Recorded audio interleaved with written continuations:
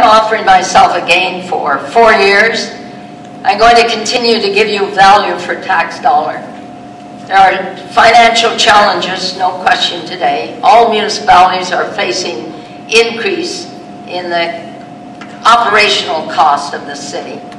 And of course, as well as the capital cost. Fortunately, the federal and provincial government gave us $96 million this year in the stimulus program. We had to add 1/3 to that. And I can assure you, Malton is benefiting. You're going to get a new swimming pool, indoor swimming pool, here in Malton. For mentioning the Malton Arena redevelopment design in light of the comments expressed earlier today down by Lakeshore. When you look at the cost, and this is an unfunded project, you're estimating the Malton Arena redevelopment at about $2.8 million. And the ones that we are funding, the Big Johnson Arena is around $6.9 million, and the Port Credit Arena is at $6.3 million. So I'm sure that those two arenas are larger than the one in Malton, and that explains some of the differential. But this is part of the challenge that in Malton, that the standard, even as we're redeveloping, it just doesn't look the way it looks in the rest of the city. It certainly doesn't look the way it looks down there at the Yard Centre, and I'm sure this is a concern that you would hear from every part of Mississauga. And it's certainly not the standard that you see down at the waterfront with all of the flagstone and so on, which is just beautiful. It is stunning. And hats off to your team that's put this together down at the waterfront. It is beautiful. But I look at that, and I just have some concerns. So I look forward to working with you on that. And I can assure you, Malton is benefiting. You're going to get a new swimming pool, indoor swimming pool, here in Malton. There has been one in the high school. High school pools are not working out that well. The other one that's unfunded is the indoor school pools. And I know that we've had some meetings on that, and we're looking at the study. But, you know, to speak up on Malton's behalf yet again, that indoor pool is in, an older high school, and the pool is not something I think any of us would be proud to go to. It's old, it's a little tired. I also received comments from different cultural groups saying that it's not culturally sensitive. For instance, to the Muslim community, if they'd like to go and swim, they need to go by teenage boys and so on. And so I have a great appreciation and concern for that. So I'm looking forward to that study.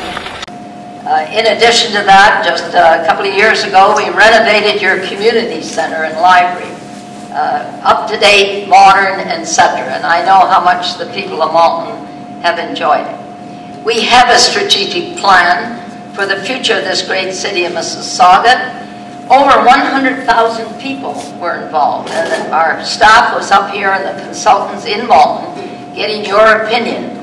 You know, you folks have Canada's largest airport in your municipality, a very expanded airport that is considered one of the most modern in the world at the present time. So Malton it used to be the Malton Airport. And then it became the Toronto International Airport. And then it was named Lester B. Pearson. Someday it'll go back to be called the Malton Airport. And it should have been from day one. You have an efficient city government. Those are things that cause those companies to locate here, I take it. Yes, and I think the Mississauga International Airport helps as well. Yeah, Pearson Airport. To me, it's the Mississauga International Airport. We have a cycling program that is going to connect Malton to the rest of Mississauga, because Malton is divided with that large expanse of industrial land. And so we try everything. All our programs are directed to bring Malton in. I know that you look to Brampton for some of your services, as well as to the Etobicoke Hospital, because your doctors here are usually attached to the Etobicoke Hospital, the location of Malton. But we give it every attention possible. Similar to Councillor Prentice's question, I'm looking at the 2009 highlights, and the Port Credit Arena is budgeted at almost $12 million. And while I have no doubt that it's needed, I'm looking at unfunded items, and the Malton Arena is unfunded at $3 million. Could you perhaps provide some information on the different scope of work, that the one arena would be almost 4 times the cost? The location of Malton, but we give it every attention possible.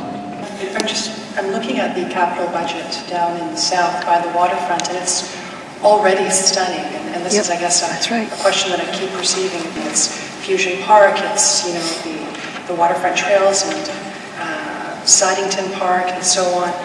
They are already stunning. And sorry, I just look around. Are you leaping ahead to this? Yes, the one sorry, I'm dealing with recreation, and then Susan Berg will come on further on all of the park development-related capital projects. So, perhaps, sure, John. Perhaps it's a comment, though, that you could take back with staff as you're developing the capital plan into the future. The comment that we often hear, and I'm sure other councillors are hearing it, is that the waterfront is stunning, beautiful, and everybody enjoys it.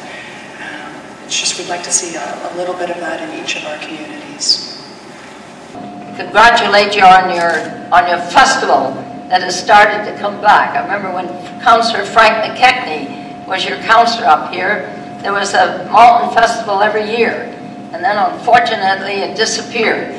Thank you. I've just got a quick comment to indicate how delighted I am to see the funding for the Malton Community Festival. It is a very humble amount, $3,100. It's coming back with a lot of enthusiasm, a lot of young people participating in it. And so Malton has a great future in the city of Mississauga. The cargo flights actually are the ones that aren't restricted. The passenger planes are restricted. So the cargo flights are the ones that can continue flying through the night. Yes, I received the complaints. Those are the residents, though, that have been putting up with the airport now for over 40 years.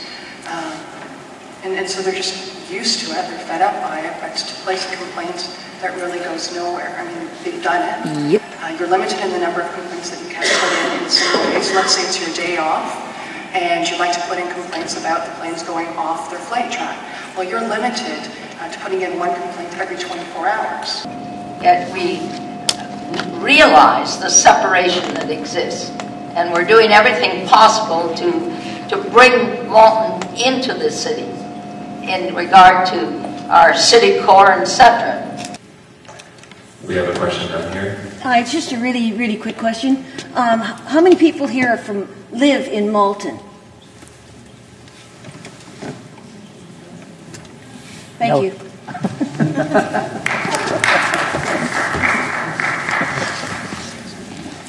We have a question down here. There was nobody. No hand up.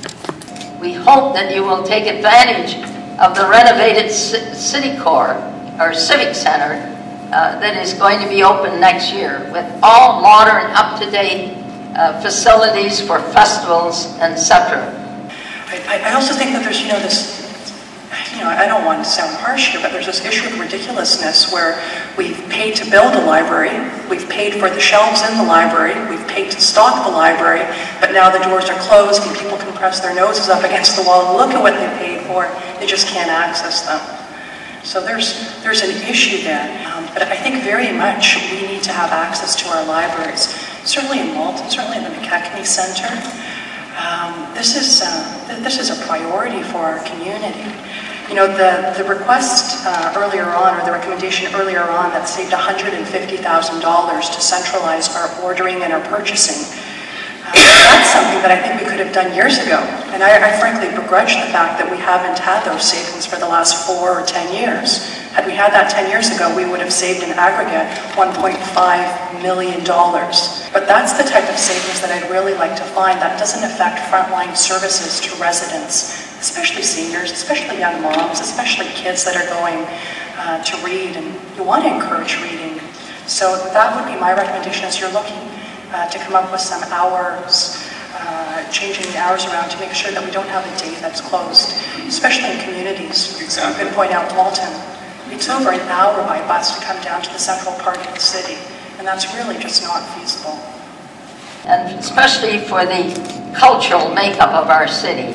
There's the Pakistani festival, there's the Indian festival, there's the Polish festival, all those festivals now, Ukrainian festival, are coming to our city core because the makeup of our municipality now is 48% of our population now is ethnic background. You have one of the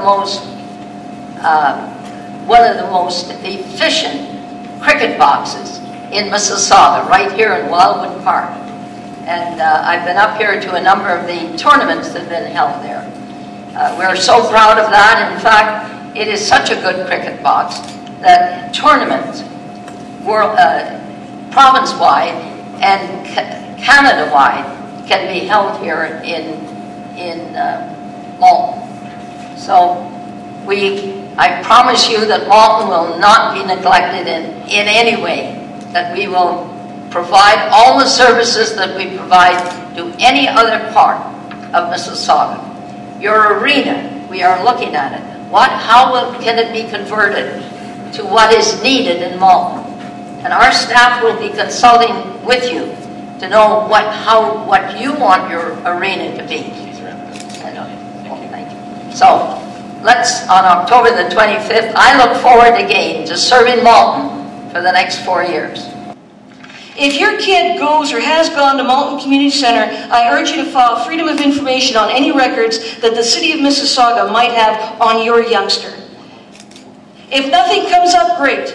If it does, do not try to fix things by dealing directly with city security. They are highly accomplished liars, and I have proof of this. Besides, you can't remove what these security guards wrote about your kid, but you can enter into the records your youngster's side of the story. Go to Mississauga Watch. I will help. Thanks for listening.